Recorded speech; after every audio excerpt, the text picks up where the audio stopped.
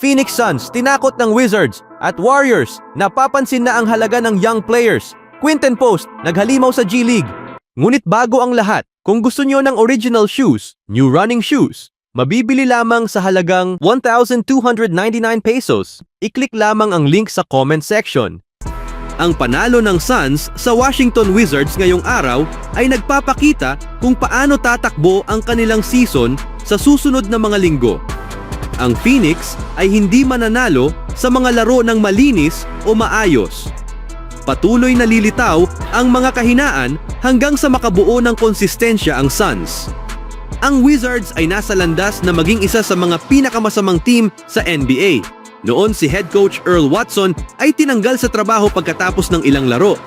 Kahit ang mga mahihina na team ay may ilang aspeto ng laro na maaari silang maging bahagyang mahusay, ngunit ang Washington ay nakakagulat na mababa sa halos lahat ng bagay.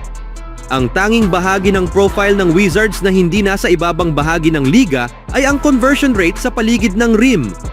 At sa transition defense, sila ay nasa top 10 sa efficiency. Ang iba ay basura. Kahit anong hindi malinis na panalo ay hindi katanggap-tanggap.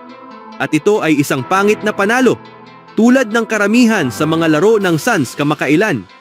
Naibigay nila ang malaking kalamangan sa ika-4 na quarter. Pinahintulutan ang isang run sa loob ng ilang minuto at nagkaroon na lamang ng maliit na lead sa higit 1 minuto bago matapos ang laro. Nagsimula ang Phoenix ng maganda, tinatamaan ang kanilang mga shots at pinipigilan ang Washington na makapasok sa paint. Ang Wizards ay isang kakilakilabot na jump shooting team.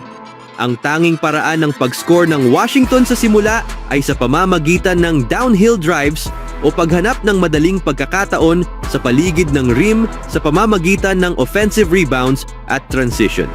Sa dalawang magkahiwalay na puntos sa first half, hinayaan ng Suns ang Wizards na makabalik sa laro gamit ang formula na iyon. Pinutol ang lead sa maagang bahagi ng second quarter bago palawakin muli ito. Doon nagsimula ang Washington ng isang run na nagmula sa 3 magkakasunod na turnovers ng Suns. Nakapag-produce ang Washington ng maraming puntos mula sa turnovers ng Phoenix sa first half na nagpapakita kung gaano kalala ang mga pagbibigay.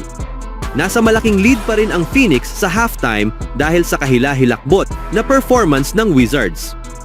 Bumalik ang Suns sa medyo solidong laro para magkaroon ng malaking lead. Ilang minuto pa lang sa ikatlong quarter, binuksan ang posibilidad ng isang tunay na blowout.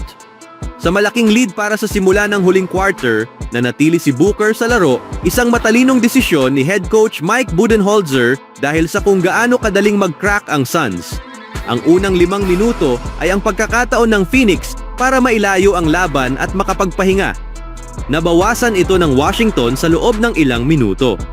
Kaya hindi ito nailayo at isang masamang yugto na lamang ang Phoenix mula sa pagkakaroon ng problema sa laban na ito. Nanatili si Durant sa bench, kaya sinusubukan pa rin ni Budenholzer na bigyan siya ng buong pahinga. Ngunit nabawasan ang lead kaya pumasok si Durant.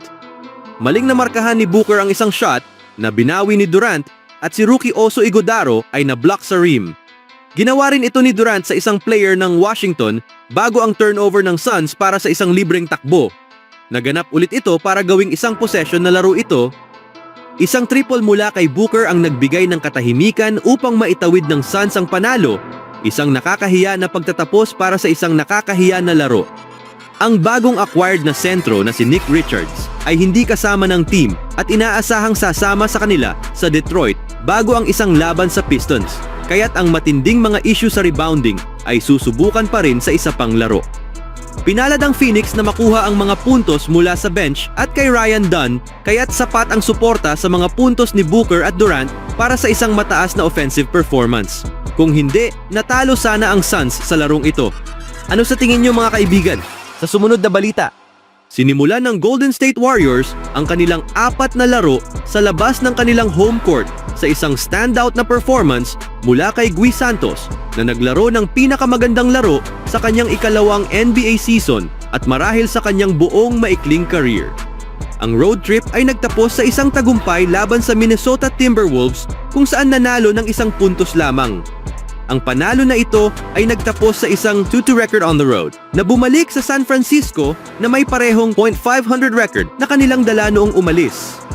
sa kabila ng mga pag-asa na ang 4 na laro ay maaaring magbigay ng mas matibay na direksyon sa season ng Warriors, hindi ito nagdala ng malaking pagbabago sa kanilang performance.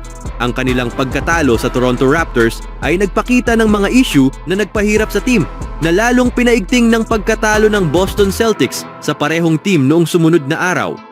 Gayunpaman, ang pagkatalo sa Indiana Pacers ay nagbigay ng dahilan para purihin ang team para sa kanilang pagsusumikap sa kabila ng pagiging kulang sa players. Ang paglalakbay ng Warriors ay hindi lamang nagbigay ng oportunidad para sa kanilang mga pangunahing players, kundi nagbigay din ng pagkakataon sa mga bench players na magpakita ng kanilang kakayahan. Si Gui Santos, na pinakailangan lalo na't wala sina Jonathan Kuminga dahil sa injury at Andrew Wiggins dahil sa personal na dahilan, ay nagdala ng lakas sa team. Si Santos ay naging isang mahalagang bahagi ng depensa ng Warriors. Nagpakita siya ng husay sa pagdive para sa mga loose balls, pagtip para mapanatili ang mga possessions, at paggawa ng mga steals habang nag-shoot din ng 4 na 3-pointers. Ang unang career start ni Santos ay nagdala ng malaking epekto kahit pa siya ay naharap sa foul trouble. Pinuri siya ni Coach Steve Kerr para sa kanyang enerhiya at kontribusyon sa team play, lalo na sa depensa, rebounding at ball movement. Kasama sa mga bench players na nag-step up si Pat Spencer na nagpakita ng kakayahan sa ball handling at scoring, at si Quinten Post na nagbigay ng glimpse ng kanyang potensyal bilang isang stretch big man. Si Spencer, na isang maaasahang ball handler, ay nagpakita ng agresibong pag-atake sa laro laban sa Pacers na nagresulta sa 17 puntos. Samantala, si Post, na galing sa G League, ay nagpakita ng kanyang kakayahan bilang isang 7-footer na kayang mag-shoot mula sa labas. Sa kanyang 2 laro laban sa Iowa Wolves, nagpakita siya ng kahangahangang shooting accuracy na naging dahilan kung bakit siya ay muling tinawag ng Warriors. Ang mga kakulangan ng Warriors sa mga wing at big men ay binigyang diin ng mga performance ni Santos, Spencer at Post. Si Kerr at General Manager Mike Dunleavy ay patuloy na nagtatrabaho upang makita kung paano nila mapapalago ang talento ng mga bagong players, lalo na sa posisyon ng mga sentro na may kakayahang mag-stretch ng floor. Bagamat nananatiling hamon ng consistency, patuloy na nagsusumikap ang Warriors na mahanap ang tamang balanse sa kanilang lineup. Ang mga kontribusyon ni Santos, Spencer at Post ay nagbigay ng bagong pag-asa at enerhiya sa team. Habang ang mga pangunahing players tulad ni Steph Curry at Draymond Green ay nagpahinga, ang mga bench players ay nagpakita ng kanilang kahandaan na tumulong at maging bahagi ng tagumpay ng Warriors sa kasalukuyang season. Ano ang masasabi niyo mga kaibigan?